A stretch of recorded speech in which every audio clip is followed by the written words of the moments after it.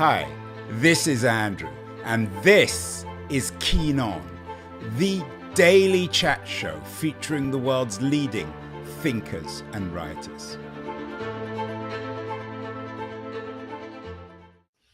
Hello, everybody. It's Friday, May the 24th, 2024, the last Friday in June. That was the week with my old friend Keith Teare, the author of the invaluable Essential, That Was the Week newsletter. And there's only one story this week, and I need to tell you, and it really is a story that has nothing to do, one would think, with technology. It's associated with Scarlett Johansson and the supposed appropriation of her voice by a certain Sam Altman from a little startup company called OpenAI. This has triggered Keith to write a Dear Sam letter for That Was the Week newsletter for May 24th. Keith, I hear your wife thought it was all about Keith rather than Sam.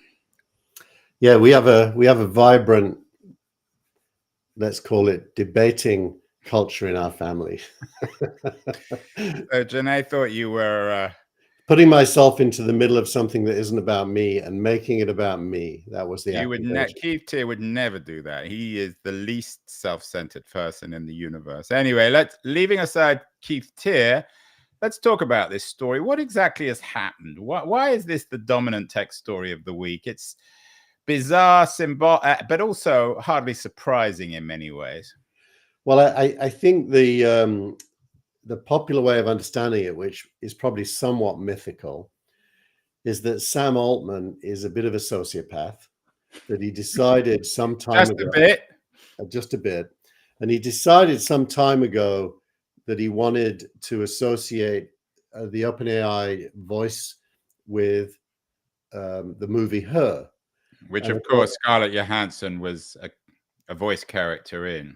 Yeah. So, that's not a bad instinct. That's a really good marketing instinct, probably.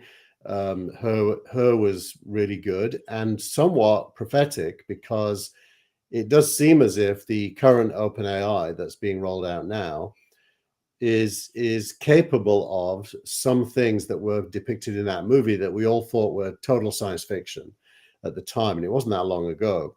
So good instinct. Scarlett Johansson was apparently contacted to act as the voice, and she declined.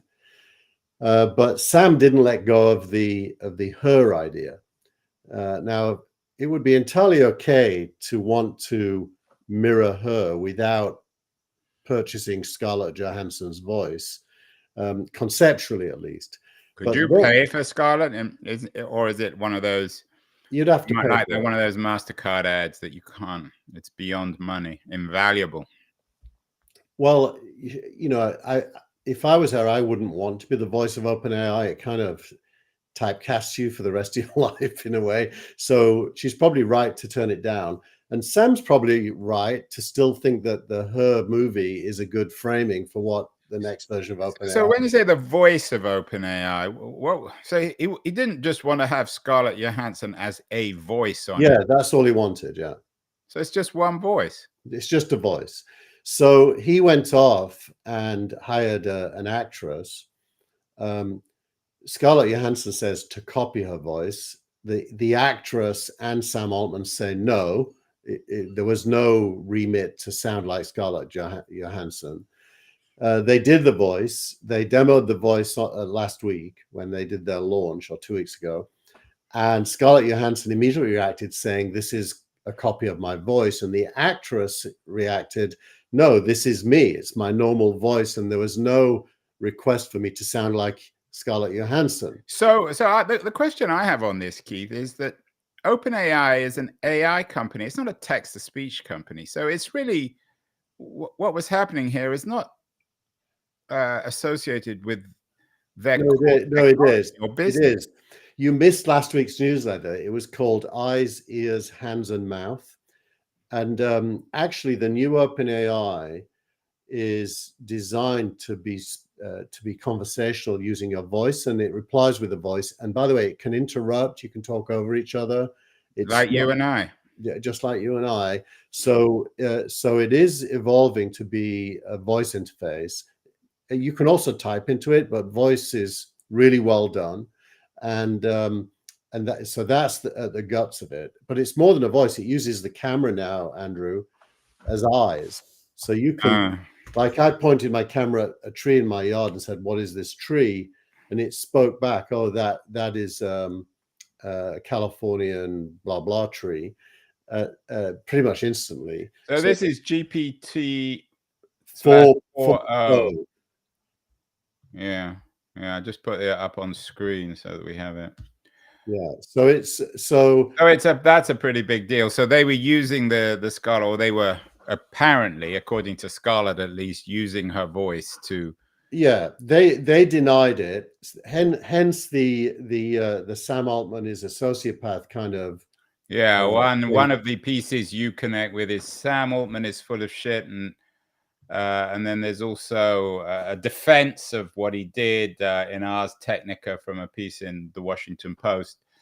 It's a he said versus she said. There's always going to be arguments on this. What did you say, Keith? Let's annoy Janae. Well, what is the point of your Dear Sam newsletter? What are you trying to tell Sam as a startup person yourself? Yeah, my letter may be too subtle, because what I think I say is, Sam, you need to get ahead of this, tell the truth, and put it behind you.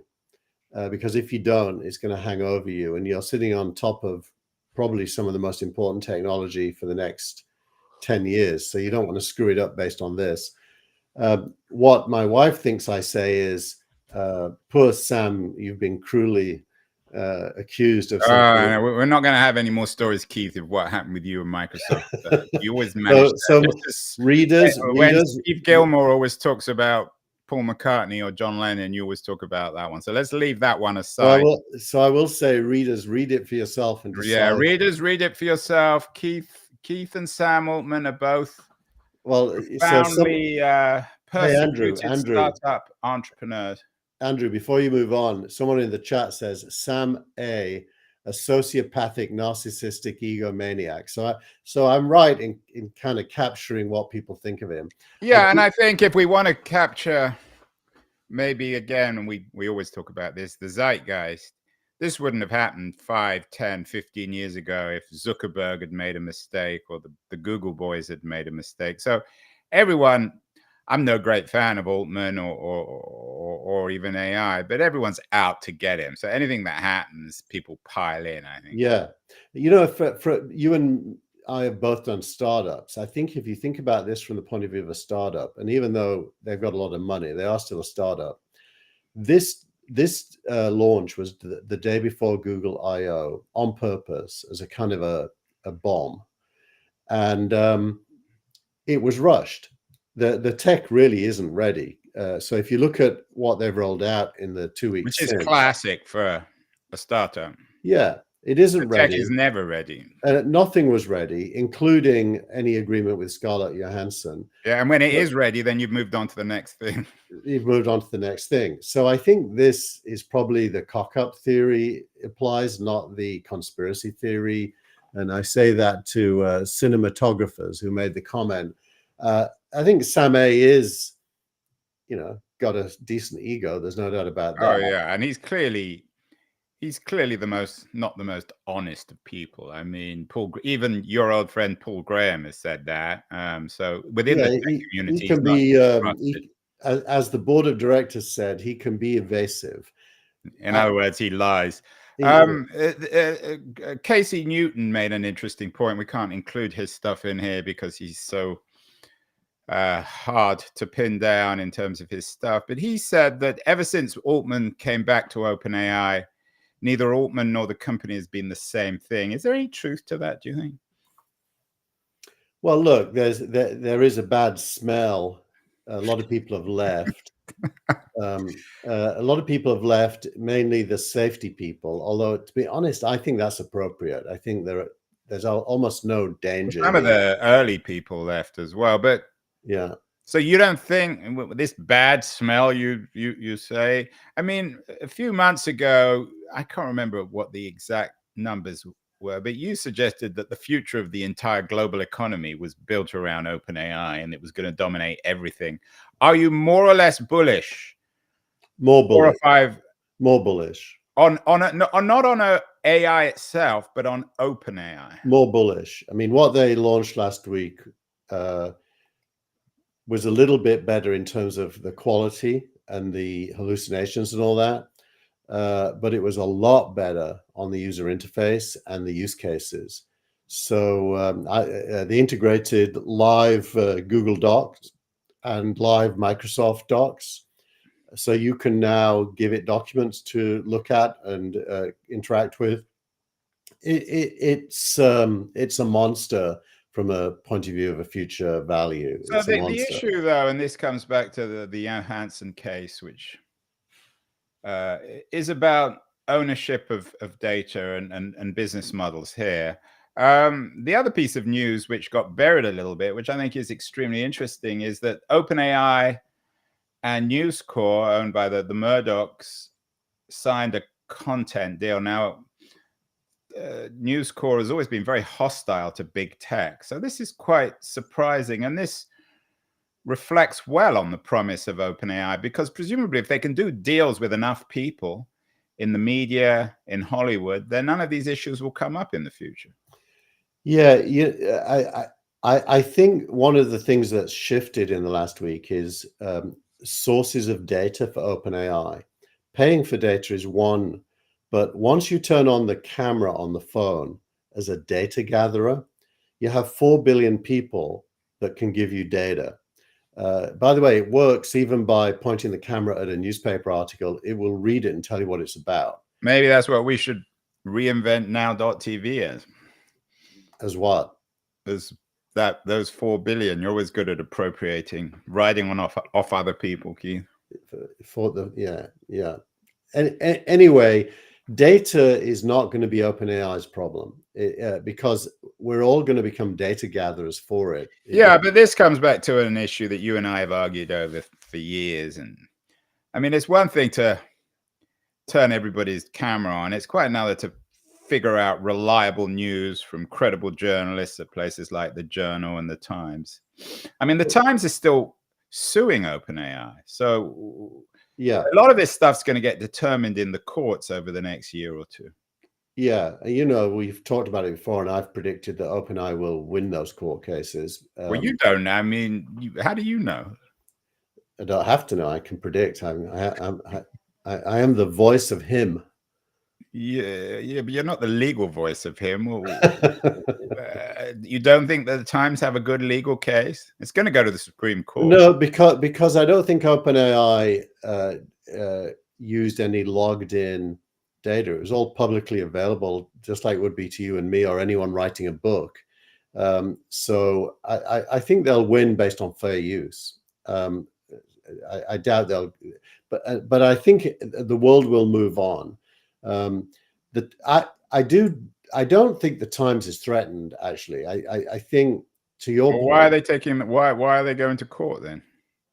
I think they're reacting against something new that they don't understand yet, and so the first instinct of a corporation is lawyers, but the second instinct is better than that, and there will be a second instinct.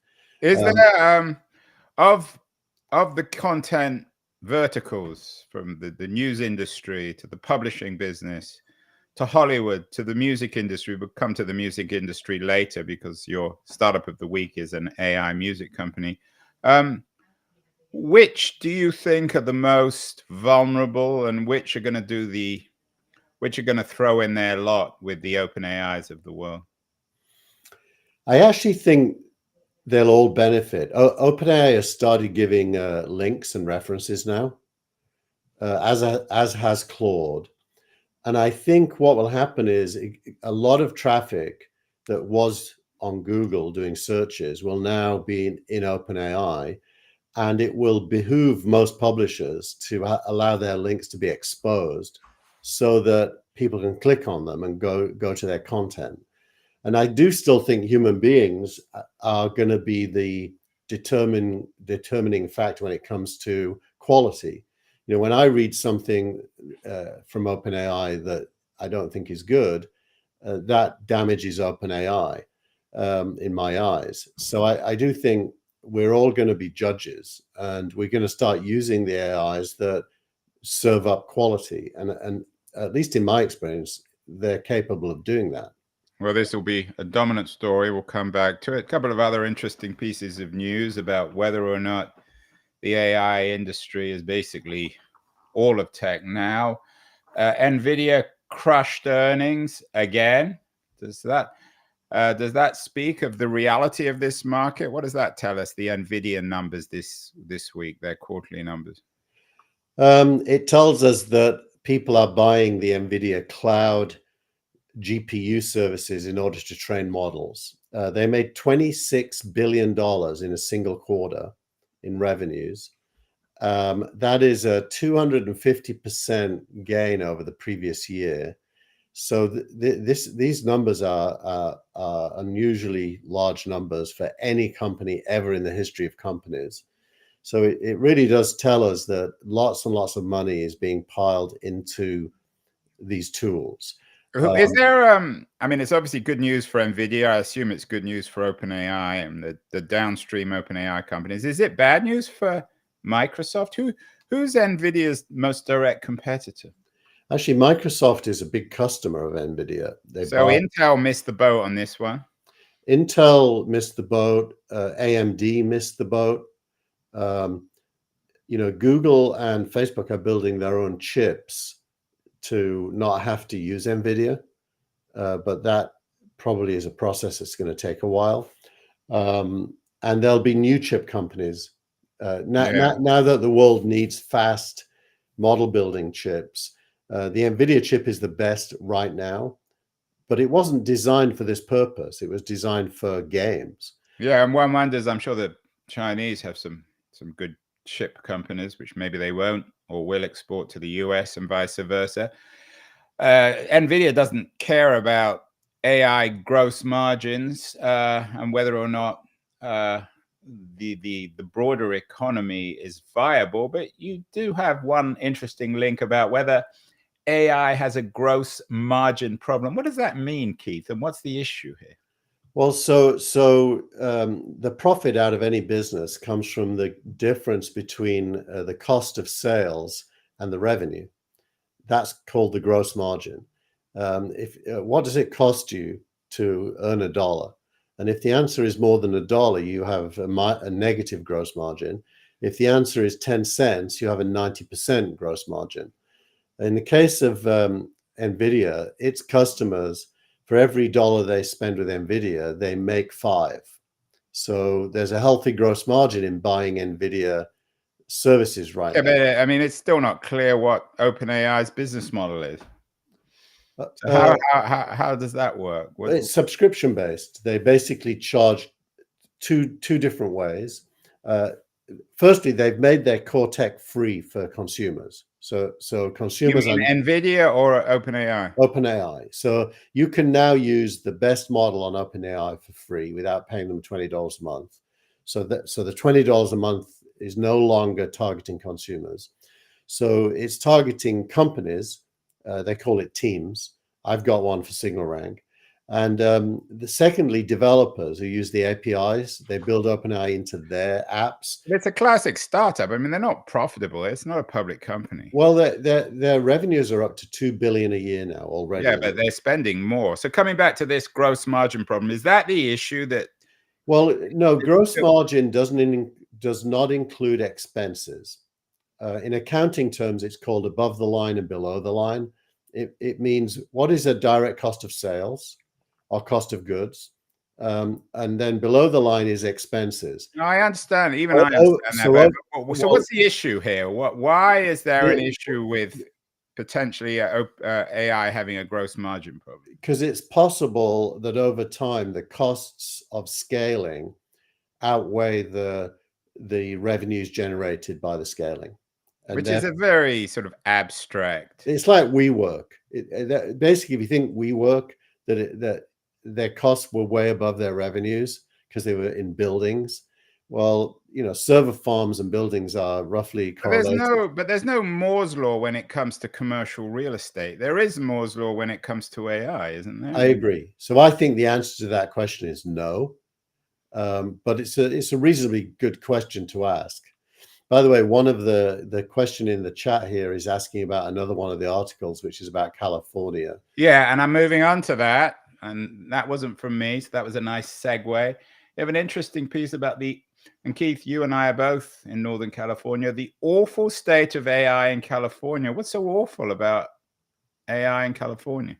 So what's happened is that the ever imaginative California Senate, Congress, whatever it's called, has decided to try to regulate AI in California by forcing people with models to register and pass muster, if you will, with the state, which means that California has become the most regulatory heavy place on earth to do AI. At a time, more regulatory heavy than Denmark or Germany? more, because it's actually now legislated.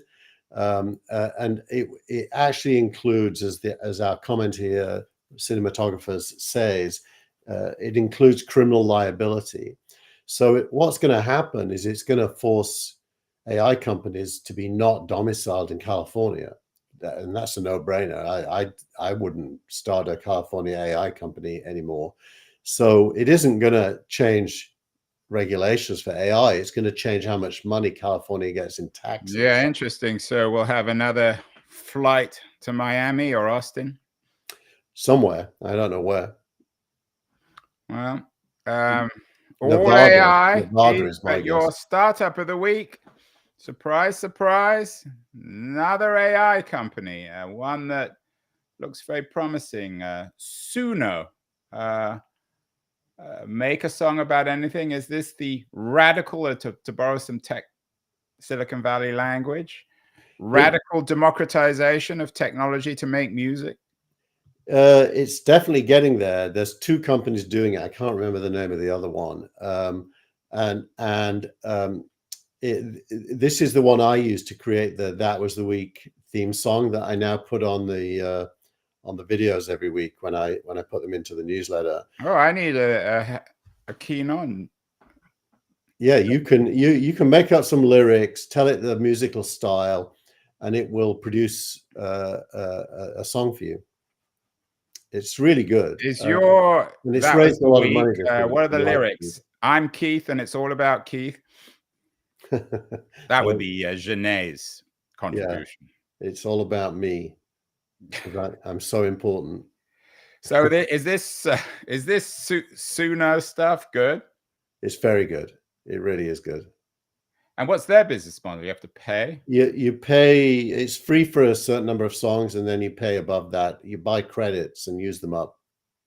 And we're still in the early stages. You've got Lightspeed investing. Yeah, it's not that early. I think the valuation will be up there now. I didn't look at what the exact valuation is, but this is a Series B round, I think. So presumably there are equivalents of Suno in film. I mean, that comes back to the Johansson case in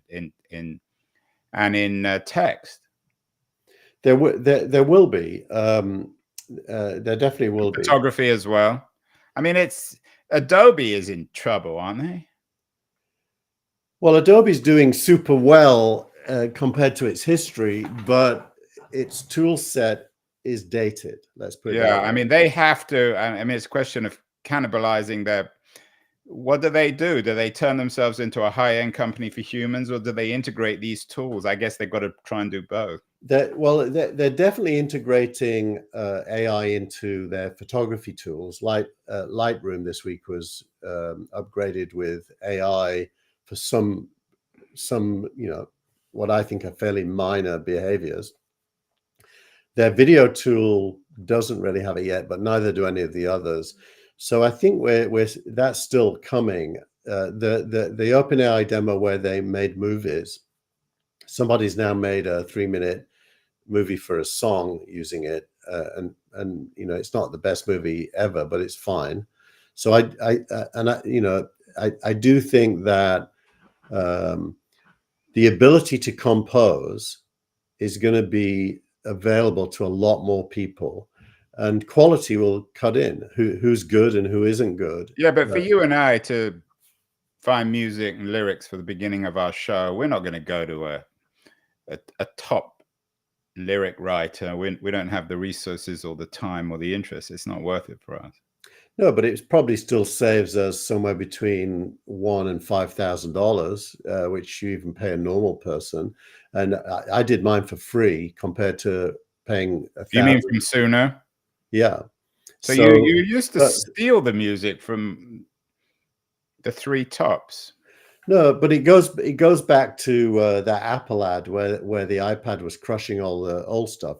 We're in an era of transformation. I mean, there's just no getting away from it. And you can try as you might to cling on to skills that in the past required excellent human beings who've been trained in the skills, but that is going away. And so you need to retrain.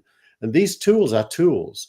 If you retrain using these tools, if that's your and then that was your friend Hamish's point, the age of the sovereign creator. You didn't put it in the newsletter, but you might have.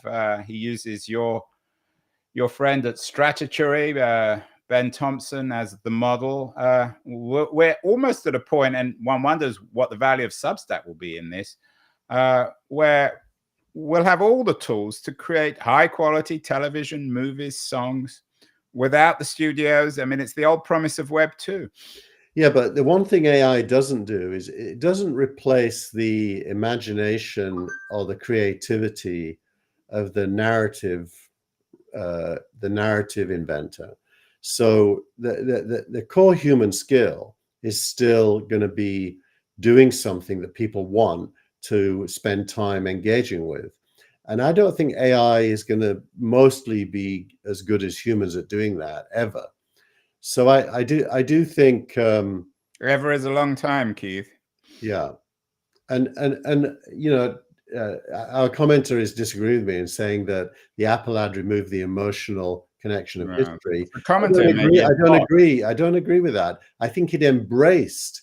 It's just that unfortunately it uses squashing metaphor, but the squashing was producing something new. It wasn't just squashing, it was transforming. It was squeezing when the eyeball popped out. That turned me off my dinner. Finally, and this comes back perhaps to all the themes we've talked about. Dear Sam, trying to make him more grown up, perhaps more moral.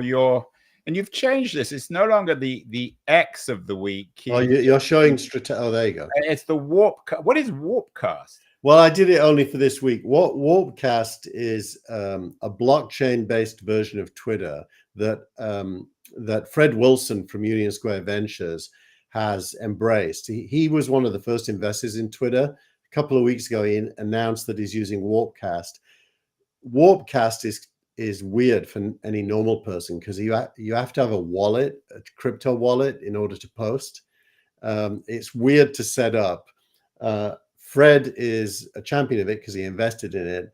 And this week he did a post on AVC, which is also, by the way, hosted on the blockchain now. And it's called Be Generous. So what Fred Wilson does, and I've had lots of conversations with him, debates over the years on this one, is he says the Web 1 and the Web 2 entrepreneurs were self-centered, self-interested, but now things might be different. Is that really what he's saying?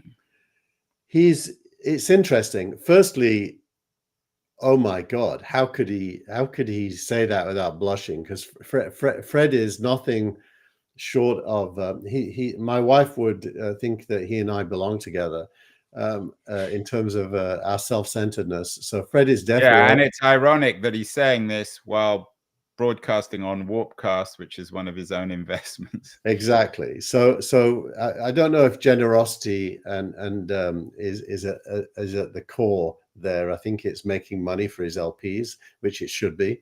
But what he's saying is Web3, you benefit by being generous, because the more you give, the more you help other people make money, the more money you will make yourself. And he gives the example of Satoshi, who created Bitcoin, and then just literally gave it away to the world. And most of the value of Bitcoin is in the hands of others. But that was true of Tim Berners-Lee as well. There's always going to be exceptionally generous people who, for one reason or other, give their stuff away. And he's saying in Web3, that's the model, that if you don't do that, you won't actually make money yourself. So and is that true? Do you agree when it comes to venture capital? I mean, it seems as if Fred Wilson is the classic venture capitalist. He's eating his own dog food. I think he's got a kernel of a point here that's important to understand if you want to understand the structural difference between Web 2 and Web 3. Because of tokenization and how value flows, you need to get value into the ecosystem in order to derive any value back. So he's basically saying that in the same way the internet gave a lot of value to everyone who uses it, trillions of dollars of value, from something that costs nothing other than time and ingenuity. That Web3 is a modern version of that. It's interesting. Maybe we can come to this next week in future shows. I mean, the fact that Fred Wilson is even using the term Web3, the end, by definition, of walled gardens. And how does that fit into AI? It seems as if companies like Sumo, which is your startup of the week, I mean, I don't know what you'd call them. They're not Web3 companies. You have to pay to use their technology. No, they're all centralized Web 2 style centralized companies with AI. And even OpenAI is a Web 2 company. Totally Web 2. So where's Fred's Web 3? Where's the? I think it's possible that Fred is. I hate to say this, Fred, but it's possible Fred is wrong. That he's backing. The equivalent of the 1990s interactive TV. Oh my God, you're accusing Fred of being wrong. I know, Keith, I got an idea. Next week, rather than Dear Sam, the newsletter can be called Dear Fred. How about that? Yeah, no, not going there.